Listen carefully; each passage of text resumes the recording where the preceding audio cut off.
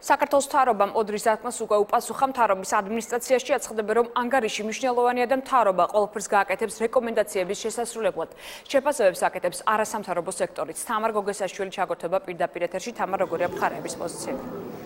დასკვნას უკვე იცნობენ ახალგაზრდა იურისტთა ასოციაციაში, საიაში იზიარებენ იმ შენიშვნებს, რომელიც გამოთქმულია EUTHO-ს მიერ მომზადებულ დოკუმენტში. ახალგაზრდა იურისტები ამბობენ, რომ კვლავ პრობლემად რჩება მოსამართლეთა მხრიდან ამა თუ იმ გადაწყვეტილების მიღებისას დასაბუთება, ასევე აღკვეთის ღონისძიების შეფარდების საკითხი, მოსამართლეთა მივლინებისა და დანიშვნის თემები. თუმცა ახალგაზრდა იურისტები ამბობენ, რომ გარდა იმ 14 საქმისა, რომელსაც აკვირდებოდა EUTHO, ზოგადად 2012-13 წლებთან შედარებით გაზრდილია მოსამართლეთა დამოუკიდებლობისა და დასაბუთებულობის ხარისხი. რაც შეეხება სახალხო დამცველის პოზიციას, უჩან ანუაშვილი მიიჩნევს, რომ ეს დოკუმენტი არის მოძველებული და დაგვიანებული, რადგან ომბუდსმენის თქმით, ის შენიშვნები, იმ შენიშვნათა ნაწილი, რაზეც საუბარია აღნიშნულ დოკუმენტში, უკვე არის აღმოფხრილი, თუმცა კვლავ პრობლემად რჩება უდანაშაულობის პრეზუმფციის დაცვა და ამ მიმართულებით ბევრი რამ არის გასაკეთებელი.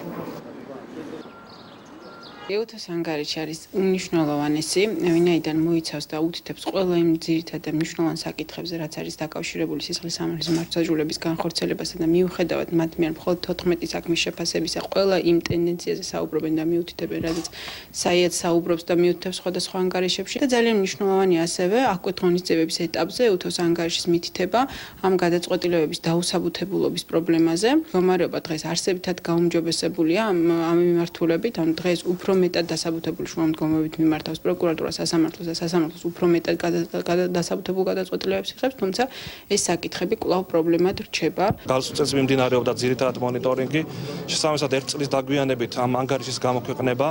რეალურად შეიძლება ითქვას, რომ ზოგიერთ პრობლემას, რომელზეც ხას უსავს ანგარიში, შეიძლება ითქვას, რომ ეს პრობლემები ნაწილობრივ უკვე მოგვარებულიც არის, თუმცა პრობლემები ნამდვილად არის, თუნდაც უდანაშაულობის პრეზუმფციასთან დაკავშირებით გამოთქმული შენიშვნები არის სამართლიანი და ჩვენც არაერთხელ უსვამთ ხას, რომ ამ მიმართულებით მაღალჩინოსანთა გამონათქვამები არ იყოს სწორი.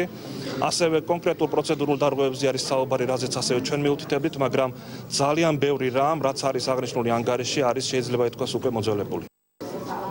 EUTHO-ს ანგარიშს უკვე აფასებენ მთავრობაში, როგორც ცნობილია, სწორედ მათი მოწვევით აკვირდებოდნენ ისინი ყოფილი ხელისუფლების წარმომადგენლების მიმართ წარმოებულ სისხლის სამართლის საქმეებს. მთავრობის მიერ გავრცელებულ განცხადებაში ნათქვამია, რომ ამ დაკვირვების მიზანი იყო აღმოეჩინათ პრობლემები და მოჰყოლოდა მას რეაგირება რეფორმის ფარგლებში. საქართველოს მთავრობამ მზად არის გაითვალისწინოს ის რეკომენდაციები, რაზეც საუბარია EUTHO-ს მიერ მომზადებულ დასკვნაში. ამასთან დაკავშირებით დღეს განცხადება გააკეთა იუსტიციის მინისტრმაც. ოდირი მოიწვია ჩვენმა ხელისუფლებამ იმისთვის, რომ მონიტორინგი ჩაეტარებინა გახმაურებულ 14 საქმეზე და სწორედ ამ მონიტორინგის შედეგებია ეს დასკვნა.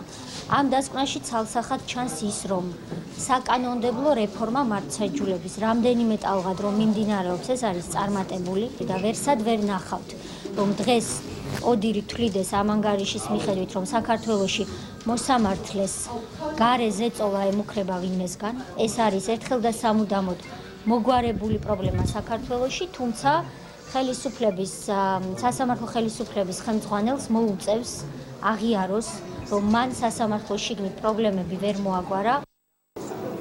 მონიტორინგის წევრები 2013 წლის თებერვლიდან აკვირდებოდნენ გახმაურებულ საქმეებს და ისინი მონიტორინგის ფარგლებში თითქმის 300-მდე სასამართლო პროცესს დაესწრნენ. მადლობა, ეს იყო თამარ გოგესაშვილი, რომელიც მოამბის პირდაპირ ეთერში საუბრობდა.